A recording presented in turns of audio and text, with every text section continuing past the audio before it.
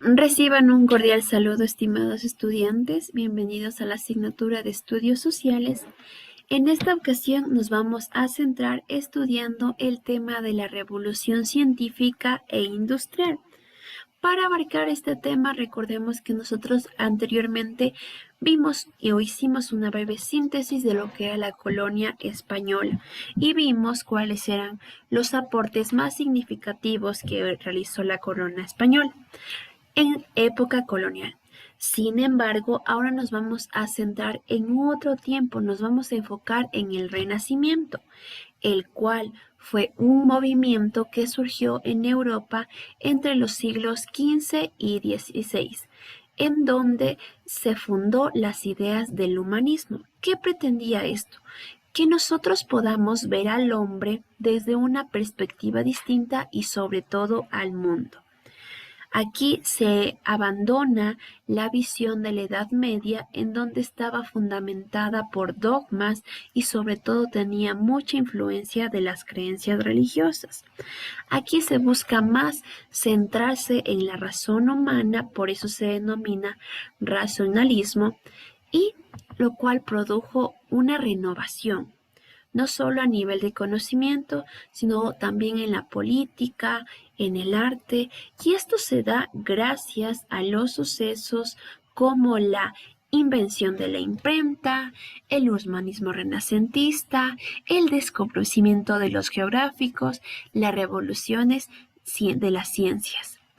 ¿Cómo ocurre esto? Debido a una revolución científica y mecánica newtoniana, en donde se data en el siglo XVI, en donde aquí surgieron nuevas ideas y conocimientos que sentaron las bases de una ciencia clásica.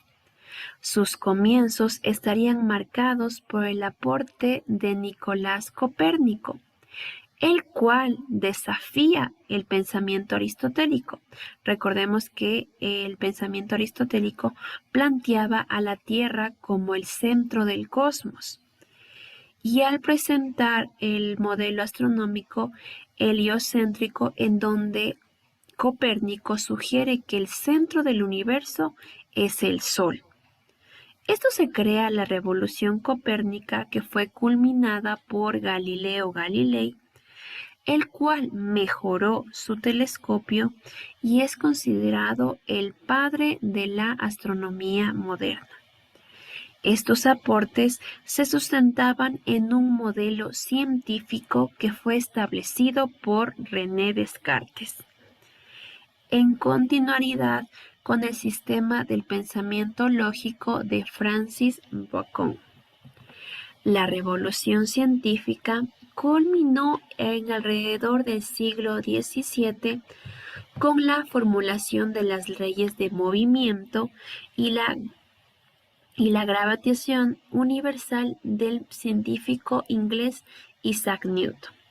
Newton estableció las bases de una mecánica clásica junto a sus contemporáneos. Él pensaba que todo fenómeno natural podía explicarse mediante cálculos matemáticos. El progreso de la ciencia inspiró sobre todo a la creación de sociedades científicas como lo son Royal Society en Londres. Esto permitió la difusión y sobre todo la institucionalización de lo que es la ciencia. Continuamos con la Reforma Protestante. Esta reforma ocurre en el siglo XVI y surge la transformación de un tipo moral y religioso a la reforma de un tipo protestante, la cual era liderada por Martín Lutero y Juan Calvino. ¿Qué querían aquí? Eran cuestionar la autoridad y sobre todo la jurisdicción que tenía la Iglesia Católica y el Papado Romano, sobre todo en la cristiandad. El protestantismo proponía que el trabajo y el progreso económico sean considerados como una bendición divina. Esta doctrina daba carta abierta al comienzo de nuevos sistemas económicos que se fundamentaban en la producción del incremento del capital, como son recursos, bienes y valores económicos. La respuesta de la Iglesia Católica ante esta reforma fue llamada Contrarreforma, provocando así la denominada guerras de religión. También tenemos otro suceso muy importante que es la Revolución Industrial. Esta se da a finales del siglo XVIII y nace un proceso de transformación social, económica y tecnológica, que se expandió desde Gran Bretaña hasta toda Europa, llegando a Norteamérica, en donde se efectuó el cambio de una economía mercantil, que recordemos que antes se basaba netamente en la agricultura, y se busca tener una economía industrial, ya más urbana y sobre todo tecnificada. A este cambio radical se lo denomina revolución industrial. Esto se da debido a que se reemplazó el uso simple de la mano de obra humana y también de los animales por una máquina industrial, al tiempo que provocó y revolucionó los medios también de transporte. El impacto de esta transformación generó cambios fundamentales a nivel global en la economía, en el estilo de vida de la humanidad, y no se han conocido cambios tecnológicos, sociales y culturales que hayan significado tanto para la humanidad desde el periodo arqueológico neolítico.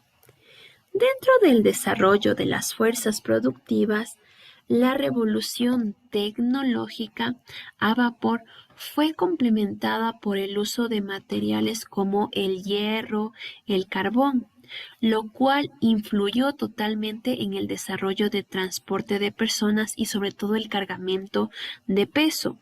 La fabricación de barcos, ferrocarriles, que eran locomotoras a vapor, las vías de comunicación, carreteras, canales de navegación, la tecnificación de la manufactura y el aumento de la productividad provocaron la disminución de costos y sobre todo el tiempo de producción, lo cual facilitó la fabricación masiva de bienes y mercancías. Anteriormente no existían grandes fábricas. El esfuerzo físico y el trabajo manual eran indispensables. Sin embargo, la revolución industrial propició la producción de esta serie con las máquinas debido a que pasaron a ocupar el lugar de artesanos en la industria textil, dando así a la figura de obrero las inmensas ganancias económicas de igual manera para el empresario y una acumulación masiva del capital que pasaron a ser la definición de una economía con ciertos índoles capitalistas. Dentro de esta revolución tenemos los efectos sociales, el cual es el progreso de la industrialización, trajo transformaciones y la intensificación de las desigualdades sociales. El paso de una economía agrícola y feudal a una industrializada y tecnificada significó el traslado de mano de obra de campo a la ciudad o hacia los núcleos industriales. Estas zonas se concentraban cerca de fábricas donde se conformaban inmensas ciudades o urbes y crecían progresivamente, así también como crecía el número de sus habitantes, y con ello aparecían innumerables problemas como son la pobreza, las viviendas en precario, la contaminación de fábrica, enfermedades, entre otros. También tenemos dentro de esta revolución lo que se refiere al avance capitalista. El capitalismo es un sistema socioeconómico en el que el capital es un recurso que obtiene de la explotación de la fuerza de un trabajo empleado con medios de producción privada. Estos medios pueden estar controlados por individuos o empresas que dependen del mercado, que sea oferta y demanda, así como las relaciones laborales para obtener beneficios económicos. El historiador alemán Max Weber ubica los orígenes del capitalismo en la Reforma Protestante.